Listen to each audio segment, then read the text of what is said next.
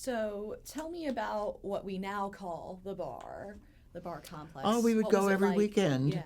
until I started working for First Security Bank downtown, and then I wouldn't go anymore because we were still hiding back then.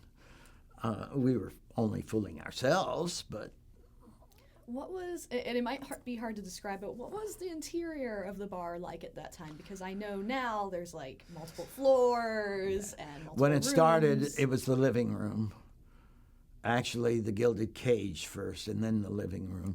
But it was just a room maybe twice the size of this room, and that was it. Nothing else. And then, a year or two after they had a winding staircase in the front that went up to and it was hard for two people to be on the staircase at the same, going in different directions. That was kind of hard. You could squeeze by, but it was difficult. And at first they opened the upstairs up to have drag shows, but every weekend the drag queens would be arrested. Every single weekend for months. And I don't remember how, but they finally got over that. But then they would have dancing between drag queens or between sets of drag, between shows.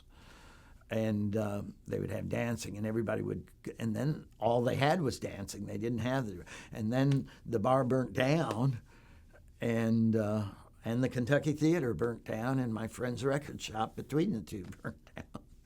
And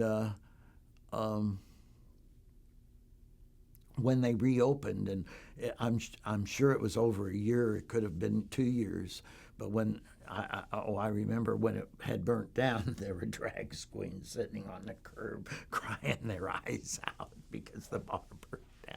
That was so sad. That was so sad.